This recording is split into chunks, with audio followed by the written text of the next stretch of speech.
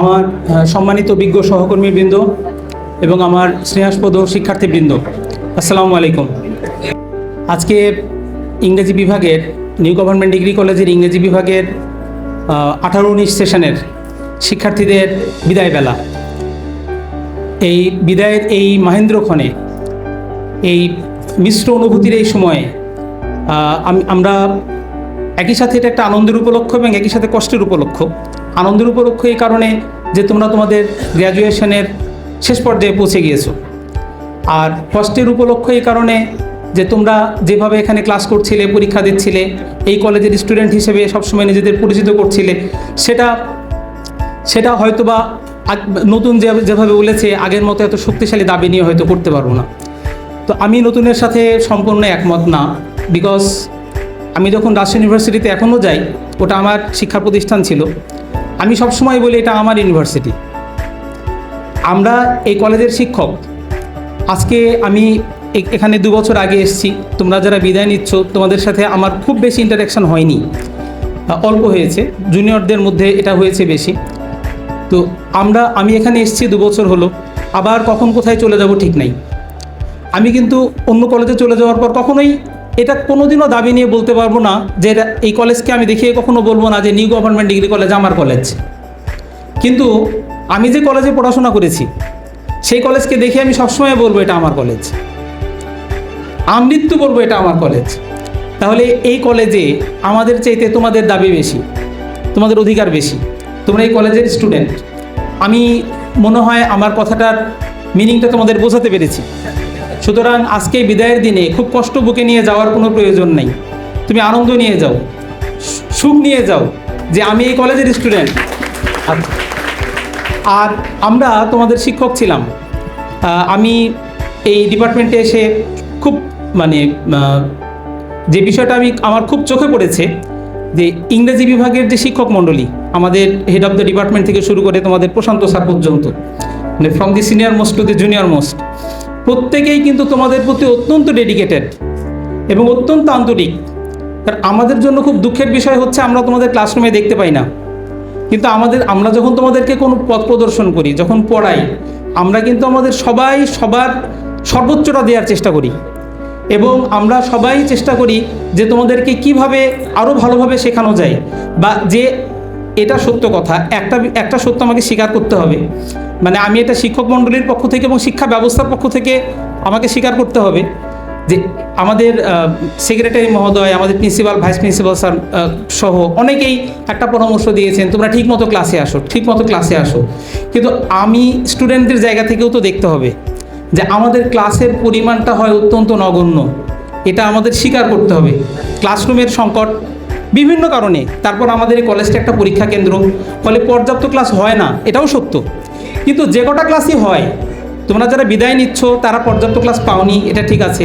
কিন্তু তার নিচে যারা আছো, আমরা সবসময় চেষ্টা করতে থাকবো তোমাদের ক্লাস বাড়ানোর জন্য, তোমাদের আরও কীভাবে সেবা দেওয়া আর বৃদ্ধি করা যায়।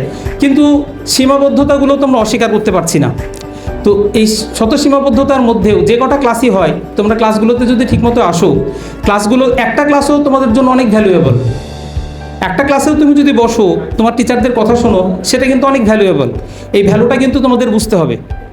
তো আজকে বিদায় বেলায় আমি বিদায় শিক্ষার্থীদেরকে যে কথাটা বলবো সেটা হচ্ছে, আমাদের ভেতরে একটা ভুল ধারণা কাজ করে। এই ভুল ধারণা থেকে আমরা বের হব।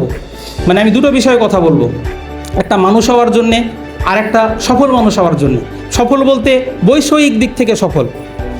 মানুষ হওয়ার জন্য আমার যেটা পরামর্শ সেটা হচ্ছে যে আমরা মনে করি ইউনিভার্সিটি হচ্ছে লেখাপড়া শেষ করার জায়গা। তোমরা ইউনিভার্সিটির স্টুডেন্ট, ডেফিনেটলি ন্যাশনাল ইউনিভার্সিটি।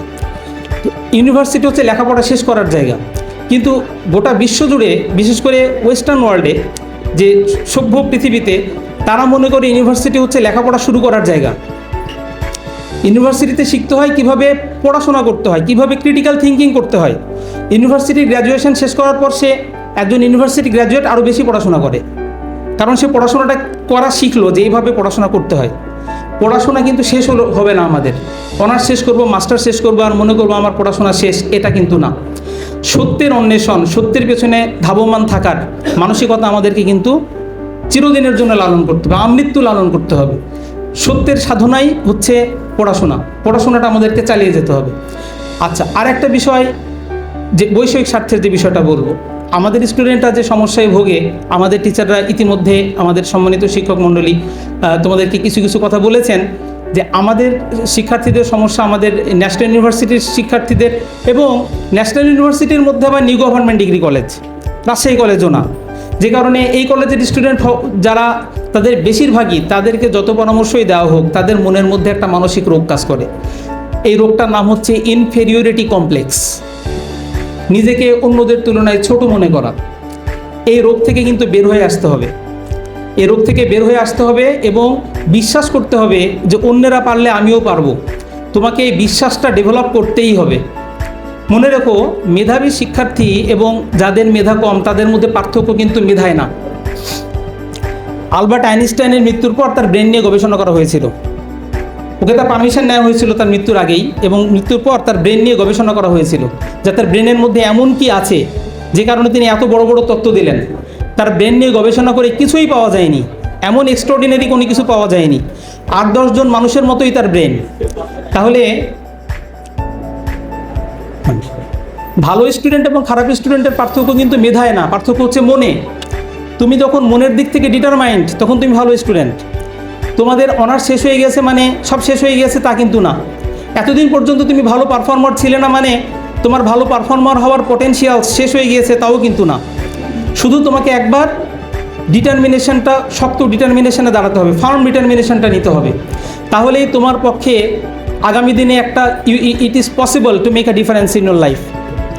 তাহলে তোমার নিজের জীবনে একটা ডিফারেন্স আনতে হবে। এবং আমি সবশেষে যে কথাটা বলবো সেটা হচ্ছে যে নিজের জীবনে যেমন ডিফারেন্স আনতে হবে, and you have to be determined to make a difference in your society.